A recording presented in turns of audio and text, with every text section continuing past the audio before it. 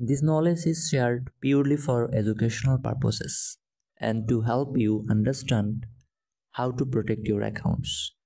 Engaging in hacking activities is illegal and against ethical standard. If you suspect vulnerabilities, report them to Facebook through their bug bounty program. Always prioritize ethical behavior and cybersecurity awarenesses. Facebook account hack করতে চান, তাও আবার আপনার হাতের মোবাইলটি দিয়ে। ওকে, আপনার হাতের মোবাইলটি নিন, এরপরে ক্রোম ব্রাউজারটা ওপেন করুন, এরপরে ক্রোমে এসে সার্চ করুন CanIP, বাস ওয়েবসাইট পেয়ে যাবেন। এখানে আসবেন, সব ধরনের লগ ইন পেয়ে যাবেন ফেসবুক বা আদার সোশ্যাল প্ল্যাটফর্ম বা যা কিছু। জাস্ট লিঙ্কটা কপি করুন, আপনার টার্গেট পার্সন বা ভিকটিমকে সেন্ড করে দিন, দেন সিম্পলি হ্যাক করে ফেলুন। আপনার কি মনে হয় এতই সহজ? নাও ইটস 2025, 2025 সালে এসে প্রযুক্তি যতটা স্মার্ট হয়েছে, মানুষ তার থেকে কয়েক গুণ বেশি স্মার্ট হয়েছে। তো আমরা এখন অনেক বেশি স্মার্ট, যার ফলে এখন এই নর্মাল ব্যাপারগুলো আর হয় না। তাহলে 2025 সালে বা এর পরবর্তী সময়ে এসে কি করে অ্যাডভান্স লেভেলগুলো ব্যবহার করে একটা ফেসবুক অ্যাকাউন্ট হ্যাক হয়, সেই ইনফরমেশনগুলো আমি শেয়ার করব। অ্যান্ড আগেই বলে নিয়েছি, এরা সম্পূর্ণ এডুকেশনাল পারপাস। কেউ অন্য কোনো ইন্টেনশনে ভিডিওটি দেখবেন না। আর হ্যাঁ, আজকের ভিডিওতে এমন কিছু ইনফরমেশন শেয়ার করতে যাচ্ছি, মনে হয় না এগুলো এর আগে কোথাও থেকে আপনি পেয়েছেন। তাই তো আপনার যদি ওই ইন্টেনশন থাকে যে না, একটু 2 মিনিট 1 মিনিট দেখে স্কিপ করে দিব, টেনে দেখব, তাহলে প্লিজ ভিডিওটা ছেড়ে এখনই চলে যান। আপনার জন্য এই ভিডিও না। আপনার যদি ধৈর্য ধরে কয়েকটা মিনিট কথা শোনার মতো সময় থাকে, তাহলেই কেবল আজকের ভিডিওটা দেখবেন। অ্যান্ড আশা করি এমন কিছু ইনফরমেশন পাবেন, আপনি লিটারালি অবাক হবেন। Hey everyone, Mahfuz here, welcome to Mahfuz the tech master another episode. এর সাথে আছি আমি মাহফুজুর রহমান। আজকের ভিডিওতে এগুলো নিয়ে কথা হবে টুকটাক। তাহলে চলুন শুরু করি। ফেসবুক অ্যাকাউন্ট হ্যাকিং এর কিছু অ্যাডভান্স লেভেলের প্রসেস আছে। তবে এর মধ্যে যে জেনারেল প্রসেস, সেটা হচ্ছে ফিশিং, যেটা নিয়ে আমি শুরুতেই কথা বলেছি। ফিশিংটা এখন এত সহজ হয়ে গিয়েছে যে মানুষ এখন আর এগুলো বুঝে, ইজিলি বুঝে যায় যেটা ফিশিং লিঙ্ক, এটা ফেক লিঙ্ক। তাহলে অ্যাডভান্স লেভেলের প্রসেসগুলো কি? নাম্বার 1, সোশ্যাল ইঞ্জিনিয়ারিং, ম্যানিপুলেটিং, অর্থাৎ কাউকে ম্যানিপুলেট করা। অর্থাৎ একজন হ্যাকার বা যে হ্যাক করবে, সে অবশ্যই এভরি সাইডে তার টেকনিক থাকতে হবে, তার ব্রেইন থাকতে হবে। অর্থাৎ সে খুবই তীক্ষ্ণ এবং চালাক হতে হবে, না হলে কিন্তু হবে না। সোশ্যাল ইঞ্জিনিয়ারিং হচ্ছে এই একটা প্রসেস, অর্থাৎ ম্যানিপুলেট করা। লাইক আমি একটা এক্সাম্পল দিলে আপনি বুঝবেন। রিসেন্ট কিছুদিন আগে একটা ফেসবুক অ্যাকাউন্ট হ্যাক হয়েছিল এবং এটা নিয়ে খুব তোলপাড় হয়েছিল। ভিকটিম ছিল একটা মেয়ে। হচ্ছে তাকে এফবিতে অ্যাড করেছে। অ্যাড করার পরে অনেকক্ষণ কনভারসেশন করেছে, অনেক কথাবার্তা, অনেক ফ্রি হয়ে গিয়েছে। ওই মেয়েটা হচ্ছে একটু প্রাইভেসি নিয়ে কনসার্ন ছিল। সো সে ফেসবুকে কোনো ধরনের ছবি আপলোড করত না। সো এখন যখন তারা ক্লোজ হয়ে গিয়েছে, তারা অনেকদিন কথা বলতে ফ্রি হয়ে গিয়েছে, তখন ওই হ্যাকার বলতেছে, "এইখানে আপনার কিছু পিকচার আছে।" ও বলতেছে, "আমার পিকচার আপনি কিভাবে পেলেন?" বলে, "হ্যাঁ, পেয়েছি। আপনাকে আমি অনেক আগে থেকে চিনি।"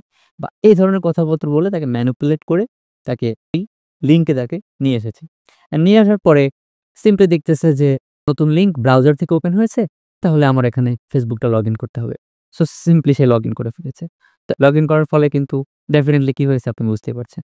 সো এই যে ম্যানিপুলেটিং যে ব্যাপারটা, এটাকে বলা হয় সোশ্যাল ইঞ্জিনিয়ারিং। এখন এই ম্যানিপুলেট কে কিভাবে করবে বা কার কোন রকমের অ্যাবিলিটি আছে ম্যানিপুলেট করার, সেটা সে ভালো করে জানবে। এটা হচ্ছে অ্যাডভান্স মেথডের নাম্বার 1। এরপর আসি নাম্বার 2, ভালনারেবিলিটিস। ওকে, এই পয়েন্টটাই আমরা শেষে আলোচনা করব। কারণ এখানে অনেক কিছু জানার এবং বোঝার আছে। Number 3, brute force. সম্ভাব্য যে পাসওয়ার্ড, অর্থাৎ সে কি ধরনের পাসওয়ার্ড ব্যবহার করতে পারে। অ্যান্ড ব্রুট ফোর্স অ্যাটাকের জন্য হয় কি, আপনার তাকে চিনতে হবে বা একটা আন্ডারস্ট্যান্ডিং বা আপনাদের আগে থেকে একটা পরিচিতি থাকতে হবে। না হলে আপনি আসলে এটা আগাতে পারবেন না। অ্যান্ড আপনার যদি ভিকটিমের সাথে পরিচয় থাকে অ্যান্ড অনেকদিন ধরে ভিকটিমকে চিনেন, অ্যান্ড ভিকটিমের পাসওয়ার্ড কি হতে পারে এটা সম্পর্কে আপনার আইডিয়া থাকে, তাহলে ইজিলি আপনি এই অ্যাটাকে সাকসেস হবেন। ওই প্রোগ্রাম হচ্ছে কয়েক লাখ পাসওয়ার্ড জেনারেট করে ফেলে অটোমেটিক ও একটার পর একটা লগইন করার চেষ্টা করে থাকবে ওইগুলা দিয়ে। ওই প্রোগ্রামের যে পাসওয়ার্ড এবং তার পাসওয়ার্ডটা মিলে যাবে, তখন অটোমেটিকলি লগইন হয়ে যাবে। সো আপনি মনে করুন এটা ব্রুট ফোর্স অ্যাটাকটা দিয়ে রেখে দিয়েছেন। 6 দিন বা 7 দিন পরে দেখলেন অটোমেটিক লগইন হয়ে আছে ভিকটিমের অ্যাকাউন্ট। অ্যান্ড লগইন হলে অবশ্যই আপনি অ্যালার্ট পাবেন বা এসএমএস সার্ভিস বা ওভারঅল একটা অ্যালার্ট চালু করা থাকলে ওটা আপনি পেয়ে যাবেন। নাম্বার 4, কি লগিং বা কি লগার। কি লগিং বা কি লগর হচ্ছে ভিকটিমের কিবোর্ডটাকে কন্ট্রোলে নেওয়া। ভিকটিমের কিবোর্ড যদি আপনি কন্ট্রোল নিতে পারেন, সেক্ষেত্রে ইজিলি আপনি এটা করতে পারবেন। ইজিলি আপনি যে কোনো তার শুধু এফবি না, যে কোনো ধরনের অ্যাকাউন্ট সবকিছু আপনি ইনফরমেশন পেয়ে যাবেন। অ্যান্ড ভিকটিমের কিবোর্ডটাকে অ্যাক্সেসে নেওয়া বা কিবোর্ডটাকে নিজের কন্ট্রোলে নেওয়ার জন্য অনেক ধরনের প্রসেস আছে।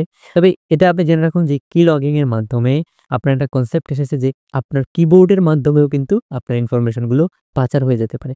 আপনি আপনার ফেসবুক অ্যাকাউন্টে লগইন করছেন, সেখানে অবশ্যই আপনার কিবোর্ড দিয়ে পাসওয়ার্ডটা টাইপ করতেছেন। তো এই কিবোর্ডের যে তথ্য সেটা যদি ওই হ্যাকারের কাছে থাকে, অর্থাৎ কিবোর্ডের কন্ট্রোলটা যদি তার কাছে থাকে, ইজিলি আপনার কিবোর্ডের ইনফরমেশনগুলো কিন্তু সে পেয়ে যাচ্ছে। সো এই কিছু প্রসেস আছে।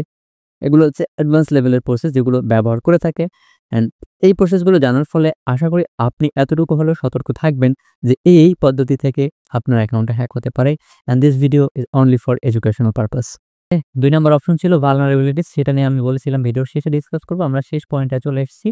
অ্যান্ড এইখানে আসলে কিছু, কিছু ব্যাপার থাকতে পারে, সেটা হচ্ছে ক্লাউড ভালনারেবিলিটিস থাকতে পারে, সফটওয়্যার ইস্যু থাকতে পারে, দেন হার্ডওয়্যার ইস্যু থাকতে পারে। ওভারঅল তাদের ডাটাবেসের ইস্যু থাকতে পারে। অর্থাৎ আপনি ধরুন একটা ফেসবুক অ্যাকাউন্ট হ্যাক করতে চান, সেক্ষেত্রে সেই ফেসবুক কোম্পানির ডাটাবেসের সমস্যা থাকতে পারে, সেই ফেসবুক কোম্পানির সফটওয়্যার ইস্যু হতে পারে, সেই ফেসবুক কোম্পানি ওভারঅল অনেক কিছু সমস্যা হার্ডওয়্যার ভালনারেবিলিটিস থাকতে পারে। সো একটা হ্যাকার কি করে, যখন এই পয়েন্টগুলো সে দুর্বলতা পায়, এইখান থেকে সে অ্যাটাকটা করে তার যে উদ্দেশ্য সেটা হাসিল করে নেয় সহজেই। তো এই ভালনারেবিলিটিস অনেক অ্যাডভান্স লেভেলে, এটা আসলে মানে বিগিনারদের জন্য না আসলে। মাঝেমধ্যে আমরা শুনতে পারি যে ১ লাখ ২ লাখ অ্যাকাউন্ট হ্যাক হয়ে গিয়েছে। অনেক সময় শোনা যায় না অনেক বেশি পরিমাণে অ্যাকাউন্ট হ্যাক হয়েছে, তথ্য পাচার হচ্ছে। তখন এই সিস্টেমগুলো বা এই প্রসেসগুলোর মাধ্যমে হয়ে থাকে যা আমরা বুঝতেও পারি না বা ধরতেও পারি না। এই ধরনের ভালনারেবিলিটিস যে অ্যাটাকগুলো হয়েছিল সেগুলো হিস্টোরিক্যাল অ্যাটাক। এগুলো আসলে গ্রুপ ওয়াইজ বা অনেক বড় তথ্য বা অনেক বেশি পরিমাণ তথ্য হ্যাক করার জন্য একটা কোম্পানির উপর ভালো ধরনের নেগেটিভ ইমপ্রেশন আনার জন্য একটা হ্যাকার বা একটা হ্যাকার গ্রুপ এটা করে থাকে। যেমন হার্টব্লিড হচ্ছে, এটা ২০১৪ সালে সম্ভবত হয়েছিল। সো WannaCry নামে একটা ট্র্যাজেডি আছে, এটা মেবি ২০১৭ সালে হয়েছিল। সো এরকম কিছু, কিছু ভালনারেবিলিটিস বেস করে কিছু হামলা হয়েছিল। বাট আমাদের সাথেই থাকবেন। আজকের ভিডিও এই পর্যন্তই। And this video only for educational purpose. And আপনি আজকের ভিডিও দেখার পরে নিজেকে এখন থেকে প্রোটেক্ট করতে পারবেন। ওইগুলো থেকে বেঁচে থাকতে পারবেন সহজেই। তো এটা ছিল আজকের ভিডিও। দেখা হবে পরবর্তী কোনো ভিডিওতে। ততক্ষণ ভালো থাকবেন, সুস্থ থাকবেন। ধন্যবাদ।